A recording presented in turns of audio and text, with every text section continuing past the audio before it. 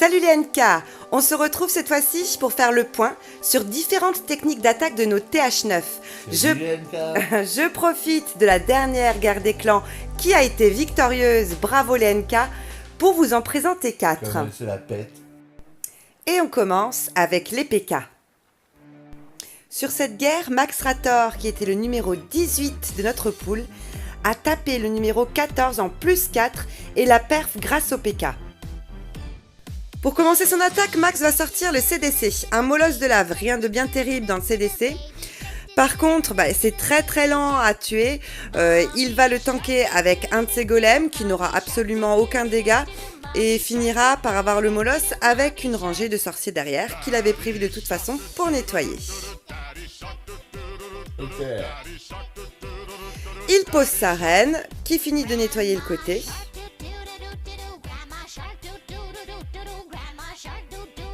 Voilà, donc le molosse, les débris de molosse vont être vite tués par les sorciers. Il pose donc ses PK.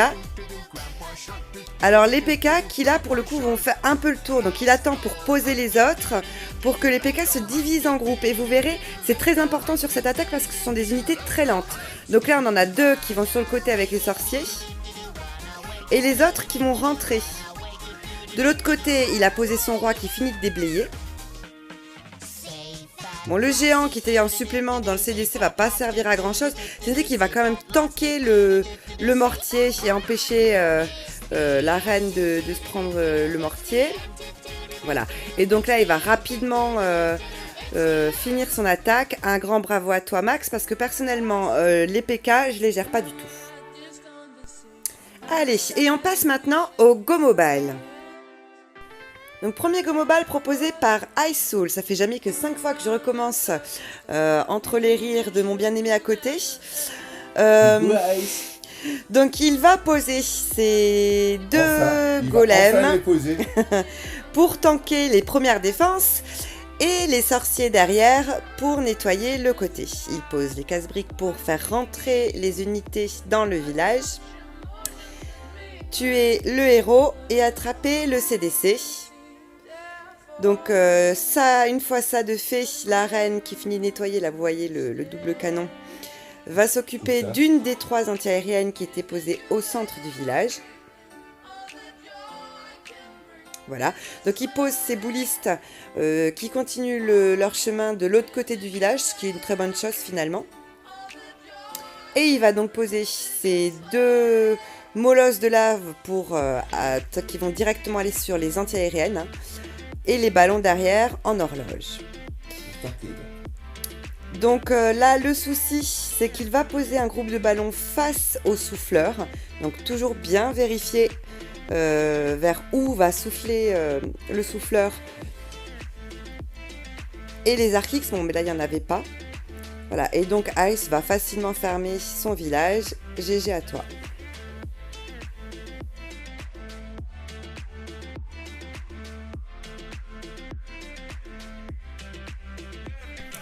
Deuxième Go Mobile proposé par moi-même. Voilà, donc c'est une de mes attaques en guerre des clans, j'en mets pas souvent.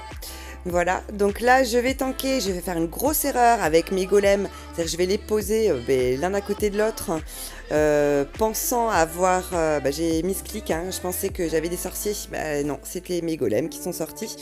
Bon c'est pas catastrophique, donc je continue de nettoyer avec les sorciers, 3 d'un côté, 3 de l'autre, pour que mes boulistes rentrent bien à l'intérieur du village. Et là vous voyez que ma reine va s'occuper de l'électro-dragon qu'il y avait dans le CDC adverse. Donc une fois que les héros, donc reine adverse, roi adverse, bon encore que le roi en Go Mobile c'est pas une catastrophe, et le CDC sont morts, je m'occupe de au moins 2 des anti-aériennes. Ça de fait, je pose mes ballons en horloge en premier parce qu'ils sont moins rapides que les molosses et les molosses derrière. Donc l'idéal aurait été que je garde un des 2 poisons pour les poser sur les mines chercheuses. Regardez, jusqu'au bout elles vont embêter mes ballons. Donc là encore, c'est pas une catastrophe puisque finalement l'attaque a été bien menée. Parce qu'il n'était pas très... Dit, hein, de garder un poison. Hein. Voilà, donc du coup, finalement, ça n'empêchera pas de perf, mais enfin, c'est toujours mieux de garder un poison, parce que souvent, ça peut faire la grande différence. Voilà, donc voilà, c'est un perf. Et on va passer à l'attaque au cochon. Du coup. Voilà, du coup, de Pirouf, qui va nous faire un magnifique full cochon qui commence en AQH. Donc un AQH cochon, c'est pas souvent non plus qu'on en voit. Voilà. Donc il pose sa reine et les anges derrière pour déblayer un côté au maximum.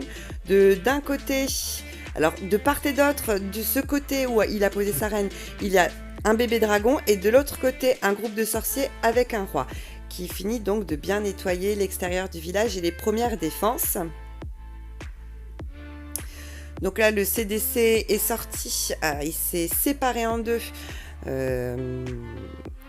mais finalement, Pirou va très bien le gérer.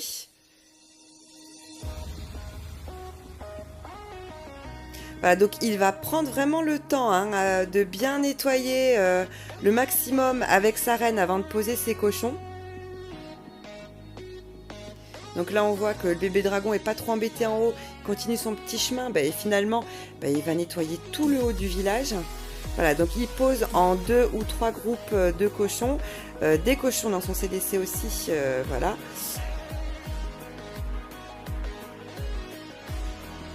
Donc là, il posera très bien ses soins. Très important en attaque en cochon, puisqu'ils se prennent, c'est une attaque piétonne, donc ils se prennent tous les pièges. Là, le roi va les embêter. Alors, c'est... Quand on commence une attaque... Bon, là, il n'avait pas trop le choix parce que c'était impossible de tout prendre. Mais c'est vrai que le roi, c'est très embêtant avec les cochons. Parce que là, vous allez voir, il va les suivre tout le long. Mais bon, comme il posera ses soins, finalement, voilà. Voilà, les cochons, une fois le roi mort, c'est une victoire. C'est plié. Un grand GG à toi, Pirou.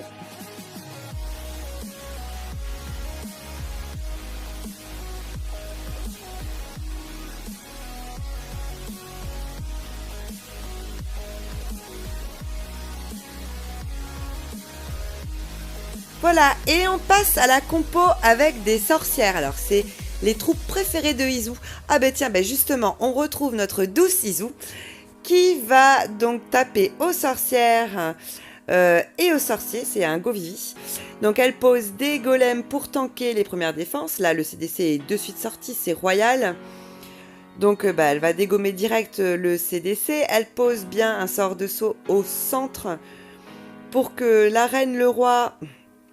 et les golems rentrent à l'intérieur du village, pendant que les sorcières, finalement, vont faire le tour et taper tout ce qui se situe en périphérie du village. Voilà, donc une fois que les troupes sont rentrées et que les sorcières sont bien séparées en 2 groupes, j'ai envie de dire, adé la plage, l'attaque est réussie, ça réussit à tous les coups. Donc un grand GG à toi Izu, et merci pour les 3 étoiles rapportées sur le 15.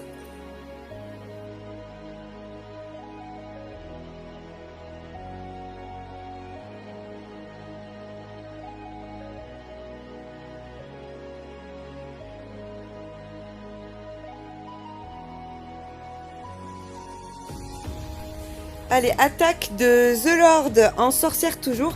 Alors par contre, lui, il n'utilise pas de sort de saut, mais va prendre des tremblements pour ouvrir le village. C'est tout aussi efficace finalement. Après, la technique reste un peu la même. Donc lui va tanker avec 3 golems par contre pour bien assurer toute la ligne et poser ses sorcières et ses sorciers derrière. Là, l'électro-dragon va sortir du CDC. Alors l'électro, c'est pourtant en règle générale pas trop compliqué à tuer, mais parfois il nous fait de sales blagues. Là ça se passe très bien puisque la reine arrive, en plus elle est ragée, donc il va pas poser plus de problèmes que ça. Donc même principe, les unités vont rentrer au centre pour s'occuper de tout ce qui est à l'intérieur. On a des sorcières qui font le tour, qui s'occupent donc des bâtiments qui sont à l'extérieur et en périphérie à l'intérieur du village. Donc là, d'office, on le sait, c'est une attaque qui va réussir. Un grand bravo à toi également et une compo de plus donc qu'un très bon TH9 doit savoir maîtriser. Et on arrive à la fin de cette vidéo dédiée à nos techniques d'attaque de nos TH9. Il y en a beaucoup d'autres. Je vous promets que je reviendrai très bientôt pour faire le point sur d'autres techniques d'attaque. Donc, et puis évidemment d'autres niveaux d'HDV, TH10, 11, 12. Et puis permettons-nous de rêver, pourquoi pas TH13 bientôt. Une longue vie les NK et à très bientôt. Ciao, ciao.